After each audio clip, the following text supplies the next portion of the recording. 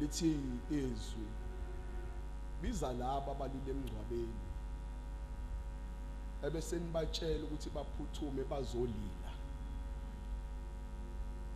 Now umngcwabo basuke bekhona abesifazane kodwa kushiwo ukubona ukuthi lilani kuthiwa landa abesifazane abalila emngcwabeni.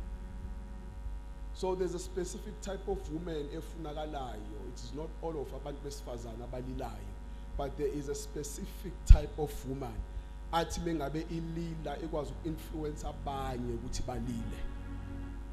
It is not every woman esoba naye ebandleni ezolila bese kuzwakala, but kunalabo ababili abathathu abakhona endlini kaNkulunkulu abakwazi ukulila ba-influence the environment ukuthi bakwazi bonke abesifazane ukulila.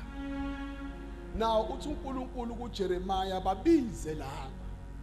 Jeremiah ubabizelani? Jeremiah ngifuna bazolila bakwazi ukulila nathi bese siyalila. Silela ini? Sililela ukulahlekelwa, silela ukungabi nazo, silela isizwe, silela ukuthi uIsrael uyehlulwa, silela ukuthi uIsrael ubanjwe izimo, silela ukuthi uIsrael uyalahlekelwa, amakhaya ethu ayabhubha, amakhaya ethu ayaphela, akwenzeke emphakathini. Siyawubona umphakathi uyabhubha, siyasibona isizwe sethu siyabhubha, sayibona icorruption ezweni lase-South Africa, kodwa besidinga besifazane abazokwazi ukulila and influence the nation ukuthi ikwazi ukulila, ikhalela isizwe, ikhalela abantwana babo, ikhalela imitheni yabo, ikhalela imishado yabo. Asidingi bonke abazolila, asidingi bonke abesifazane abazolila, kodwa there is a certain few engidingayo. Jeremiah angidingi wonke umuntu, ngoba mengizobiza wonke umuntu uzoba ne-disorder khona. Mengizobiza wonke umuntu angeke yenzeke lento engiyifunayo.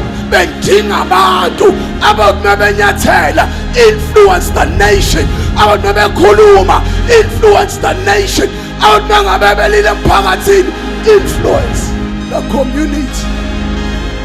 I'm not only speaking kwabesifazane, but I'm also speaking to the men.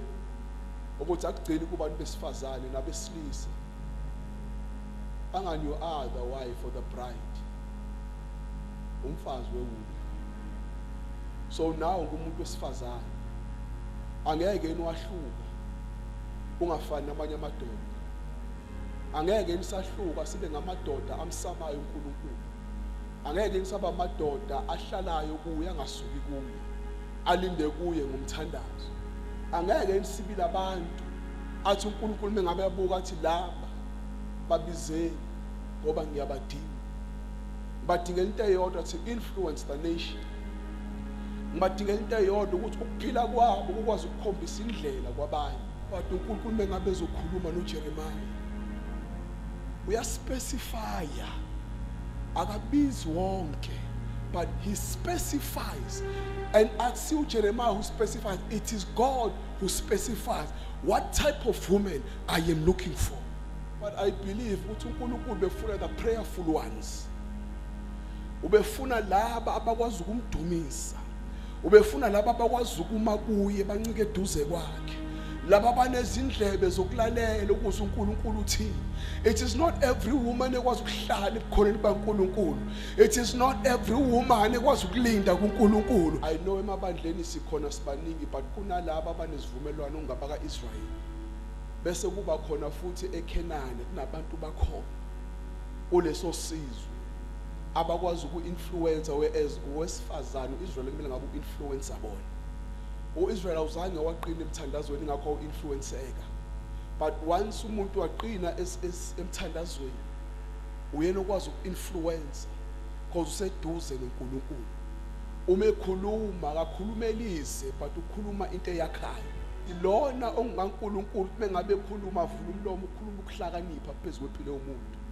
Those are the type of women engathi ilabo abesifazane besilisa are those women abakwazi ukwakha, are those women abakwazi ukufukamela, are those women abakwazi to influence the atmosphere, are those types of women abakwazi ukuhamba bame noNkulunkulu, are those types of women isimo sivuma singavumi kodwa kwazi ukuma, are those type of women abathi noma bethandazile kungazange kwenzeke bame ngokukholwa bathi noma kwenzekile noma kungenzekanga usanga uNkulunkulu yena, abathi noma bethandazile kwangaguqwa kade bekuthandazele kodwa bame bathi usanga uNkulunkulu, abathi noma bethi bathandaza bangathi umthandaza ufiki kodwa bame bathi usanga uNkulunkulu, ilaba besifazana abakwazi ukuma ingane yakhe idla ama-drugs kodwa kwazi ukuma athi I know God can change my son, athi I know God can change my husband, I know God can change my situation, sikweletu sikhona emndenini kodwa I will survive ngoba ngiyamazi uNkulunkulu angokimi, akazukuvuma ngishelele, akazuvuma ngilambe noma ngihambe esigodini, angiyokwesaba lutho. Ilaba besifazane abaseduze nenhliziyo, ilaba besifazane uNkulunkulu abadingayo, azothi mebabiza athi ngifuna abesifazane bokulila, udinga labo bantu abakwazi ukuma, abazokwazi ukuma.